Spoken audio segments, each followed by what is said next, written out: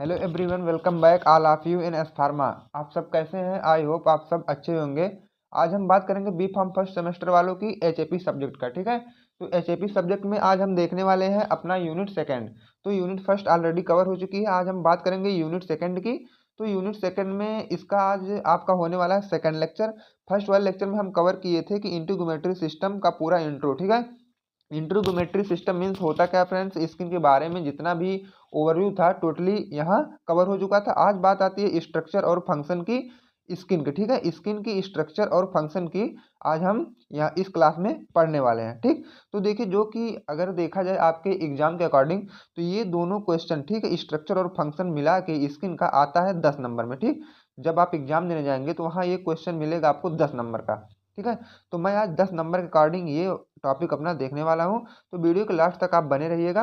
Okay, तो चलिए देखते हैं।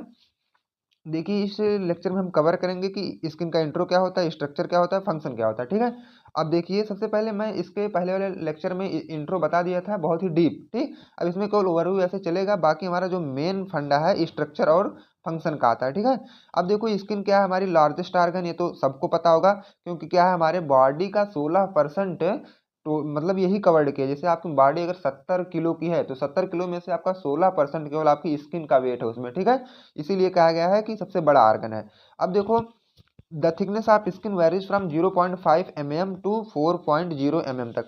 हमारी स्किन की जो ये मोटाई होती है ना फ्रेंड, 0.5 mm से लेके 4.0 mm तक होती है। अब देखो ये हमारे स्किन जो है प्रोटेक्टिव बैरियर की तरह काम करते हैं। अब देखो स्किन में हमारे जो भी है सेंसेशन है, देखिए जैसे टच है, प्रेशर है, पेन है, टेम्परेचर है। ठीक है, तो ये कुछ ओवरव्यू था स्किन का। आज हम अपने मेन टॉपिक की बात करेंगे स्ट्रक्चर और फंक्शन की।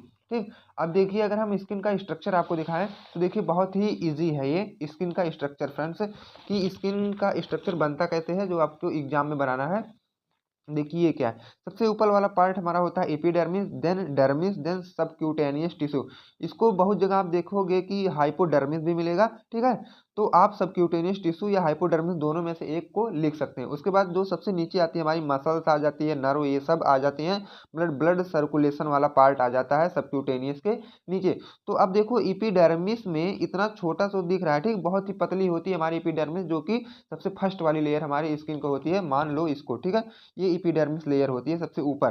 ठीक है, अब देखो इपिडर्मिस में हमारा 5 लेयर और इन्वॉल्व होती है। इसका सब टाइप अगर मानोगे तो इसमें क्या है, 5 लेयर आपको और मिलेगी। ठीक है, इसके अंदर आपको 5 लेयर मिलेगी। ठीक है, अब डर्मिस में आपको 2 लेयर मिलेगी, बाकी सबक्यूटेनियस टिश्यू या हाइपोडर्मिस में केवल आपको सिंगल मिलेगी। देन अब उसके बाद नीचे आता है आपका मसल्स, नर्व, ब्लड वेसल्स, ये सब आ जाएंगे।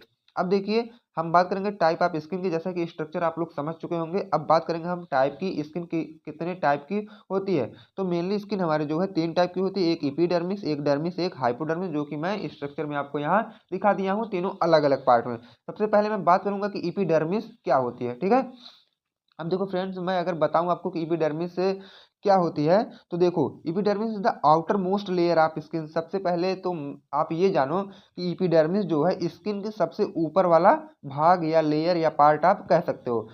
And made up of stratified squamous epithelial tissue. जैसा कि मैं आपको टिश्यू में बताया था कि इस स्ट्रेटिफाइड स्क्वैमस एपिथेलियल टिश्यू का मैं वहाँ एग्जांपल दिया था कि स्किन है।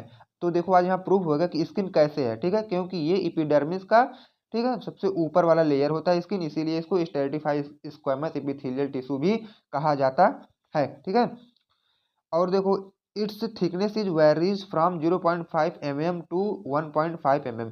अगर मैं इसकी मोटाई की बात करूं तो 0.05 mm से 1.5 mm तक होती है। अब देखो इसका major portion of epidermis is made up of keratinocytes. ठीक है, अब देखो केरोटिनोसाइट्स क्या है, ये एक सेल होती हैं which is synthesised by keratin protein. ये सेल जो है हमारे बॉडी में या स्किन में कहो तो केराटिन प्रोटीन से बनी होती है। कौन सी सेल? केराटिनोसाइट सेल, जो कि क्या करवाती हैं, हमारी स्किन को मजबूत बनाते हैं। ठीक है, कौन? केरोटिन जो सेल, सॉरी केरोटिन जो प्रोटीन होते हैं, केराटिनोसाइट सेल से जो बने होते हैं केराटिन प्रोटीन, वो हमारी स्किन को मजबूत बनाते हैं। अब देखो हमारी जो एपिडर्मिस वाला पार्ट फ्रेंड्स, ये 5 लेयर में डिवाइड हुआ है। सबसे पहला लेयर आप जान लो स्टेरेटम कोरेनियम। ठीक है, स्ट्रेटम कोरेनियम, इसको आप SC भी बोल सकते हो शॉर्ट फॉर्म में। It is upper most layer of skin which contain several layer of corneocyte cell. अब देखो क्या है, it is upper most layer of skin.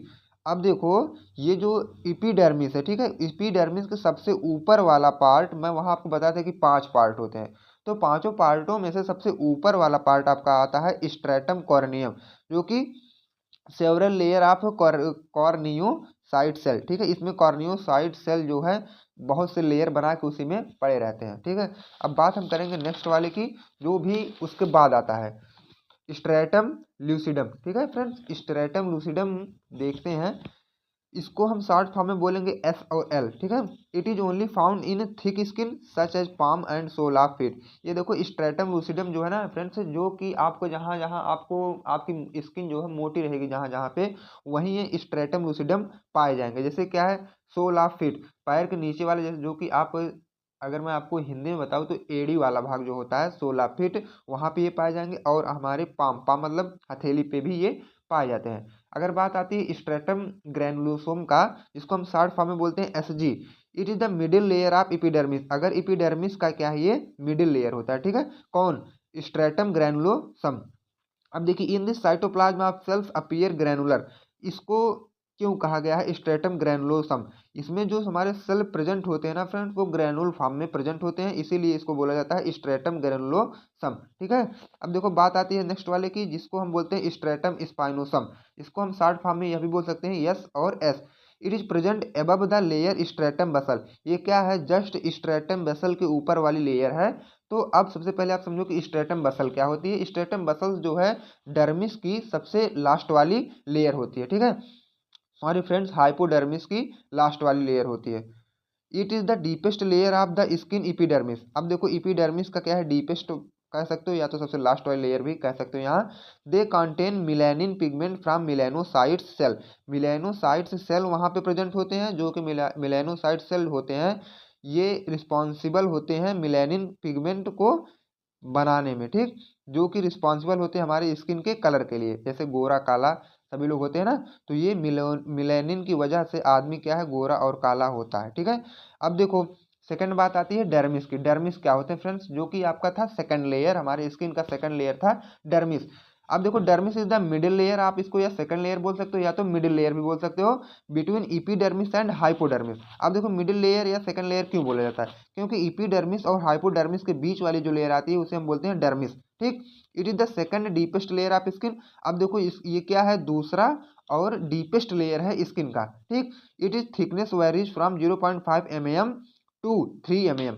अब अगर हम इसकी थिकनेस देखें तो 0.5 mm से लेकर 3 mm तक होता है। 0.5 mm आपको आईलिड्स पे देखने को मिलेगा, जैसे आपकी जो आंख है, आंख के ऊपर वाली जो बराउनी आप कह सकते हो इसको, वो वाली पार्ट आप जब टच करोगे तो सबसे वहां का पतला लेयर आपको दिखेगा, जिसको आप इंग्लिश में बोलते हो आईलिड, ठीक।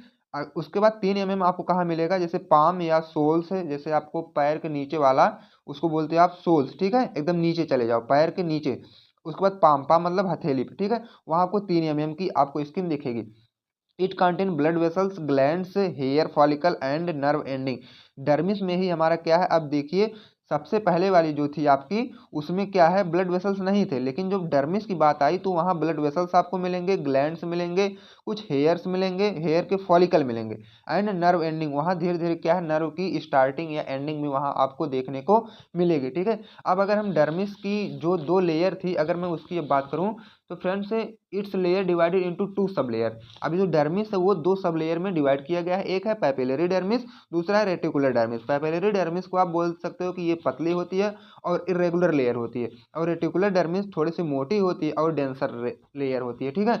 अब अगर हम इसको थोड़ा डीप में देखें 2 मार्क्स के अकॉर्डिंग, तो पैपिलरी डर्मिस ये होती है, it is a thin and mainly consist of loose connective tissue. ये थोड़े से पतले होते हैं और ये लूज कनेक्टिव टिश्यू के बने होते हैं। It is responsible for the sensation of touch, और ये रिस्पॉन्सिबिलिटी इनकी क्या होती है, सेंसेशन कराने के लिए। सेंसेशन मतलब जैसे आपके स्किन पे कोई टच कर रहा है ना, तो ये होती है स्किन की सेंसेशन, मतलब कोई आपको टच कर रहा है। पेन, पेन मतलब ये अगर आपको यहाँ चुभा रहे हैं स्किन पे तो आपको कुछ ना कुछ पेन जरूर होगा, तो इसके लिए रिस्पॉन्सिबल होता है papillary dermis.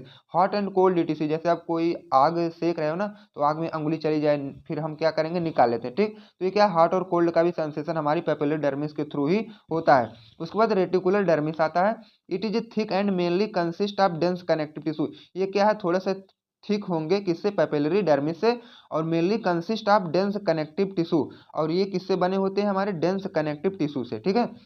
It contain fat cell, और ये जो रेटिकुलर डर्मिस है इसमें क्या क्या होते हैं, फैट सेल होते हैं, ग्लैंड होते हैं और ब्लड वेसल्स पाए जाते हैं रेटिकुलर डर्मिस में। अब बात आती है थर्ड की, तो इसे आप लोग बोलते हो हाइपोडर्मिस या सबक्यूटेनियस लेयर, ठीक है, जो सबसे लास्ट वाला लेयर होता है हमारे स्किन का। यहाँ के बाद आपका मसल्स और ब्लड वेसल्स भी स्टार्ट हो जाता है। Hypodermis is the inner most layer of skin. Hypodermis को अगर आप बोलोगे तो ये क्या है, इनर मोस्ट लेयर है हमारी स्किन का। बीनीथ द डर्मिस, डर्मिस के नीचे ये पाया जाता है हाइपोडर्मिस, ठीक है। Its thickness varies from 1 mm to 2 centimetre. अब देखो 1 mm आपका फेस पे होगा और 2 सेंटीमीटर आपका एब्डोमेन वाले एरिया में होगा, ठीक है। It is the compose of loose connective tissue, और इसमें क्या है, लूज कनेक्टिव टिश्यू का पूरा इंपॉर्टेंट रोल रहता है। अगर देखोगे आप तो हाइपोडर्मिस में लूज कनेक्टिव टिश्यू से हाइपोडर्मिस बनी होती है। Rich network of blood vessels, अब देखो पहले वाले में ब्लड वेसल्स का कोई मतलब कुछ नहीं था, मान लो कहो तो 1% भी वहां नहीं था। लेकिन जब आप सेकंड वाला देखे तो उसमें आप मानो कि 10% आ गया ब्लड वेसल। बाकी जो थर्ड वाला आया, यहाँ मान लो आप 100 का 100%, अब इसमें आपको ब्लड वेसल्स के बारे में भी पढ़ना है। अब देखो rich network of blood vessels for nutrient. अब ब्लड वेसल्स आते हैं हमारे स्किन को कुछ न्यूट्रिएंट की जरूरत है, इसलिए आते हैं थर्ड वाले में। अब आ जाता है blood vessels and oxygen delivery, oxygen delivery के लिए और न्यूट्रिएंट के लिए आ जाते हैं यहाँ पे अब आपके ब्लड वेसल्स भी। Contain nerve ending for sensation and temperature regulation. अब जो हमारी थर्ड वाली स्किन का लेयर है वो इसमें क्या है, नर्व एंडिंग भी पाई जाएंगी, किसके लिए, सेंसेशन और टेम्परेचर को रेगुलेट करवाने के लिए। अब फ्रेंड्स आपकी तीनों लेयर यहाँ खत्म हुई। अब बात आती है आपकी स्किन की फंक्शन की, ठीक है। अब देखो स्किन की फंक्शन आप जनरल वैसे बहुत जानते होंगे फंक्शन क्या है। अब देखिए सबसे पहला फंक्शन आपका sensation. It contain various type of receptor and nerve ending which help in sensation. अब हमारे स्किन के ऊपर बहुत से रिसेप्टर पाए जाते हैं ना, बहुत से मान लो मतलब कई सारे रिसेप्टर होते हैं हमारे स्किन पे, जो क्या करवाते हैं, सेंसेशन में हेल्प करवाते हैं। जैसे आपको कोई पेन चिभो रहा है ना, यहाँ मान लीजिए कोई पेन आपको चुभ रही है, तो ये क्या, एक रिसेप्टर काम किया, जो रिसेप्टर आपको नर्व के थ्रू मैसेज को ले जाएगा ब्रेन तक, ठीक है। तब हमारा ब्रेन क्या करेगा, उस पर एक्शन लेगा कि बोलेगा अब आप पेन को ना चुभाओ, ठीक।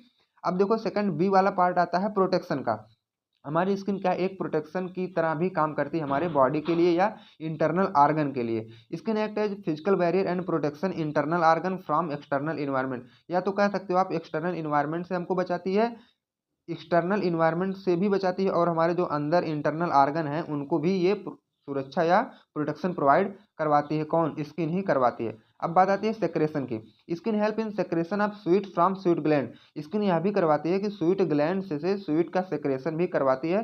स्वीट ग्लैंड मतलब फ्रेंड्स वो जानो जहाँ से आपका पसीना निकलता है ना, तो स्किन के थ्रू आप देखोगे कि पसीना आपकी स्किन पे ही आता है, तो वो स्वीट ग्लैंड से सिक्रेट करवाता है स्वीट को, ठीक है। स्वीट मतलब होता है पसीना। अब देखो regulation. It help in regulation of temperature of body by secreting sweet. अब देखो जब आपका मतलब ये टेम्परेचर आपकी बॉडी का बढ़ जाता है, तब क्या है, हमारी बॉडी से निकलने लगता है पसीना, तो ये क्या है, रेगुलेशन का भी ये स्किन हमारा काम करवाती है। मतलब स्वीट ग्लैंड्स से स्वीट को, ठीक है, निकाल करके हमारे बॉडी के टेम्परेचर को भी ये मेंटेन करवाती है। कौन, skin he.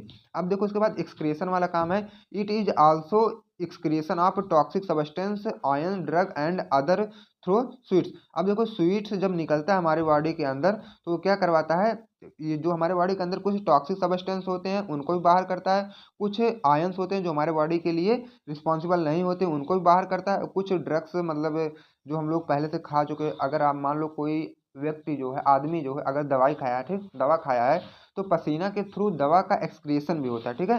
And other through sweets, और बाकी जो बचे रहते हैं वो क्या, स्वीट के थ्रू बाहर निकल जाते हैं। फ्रेंड्स यहीं पे आपका वीडियो लेक्चर समाप्त होता है। Thanks for watching this video, please subscribe this channel.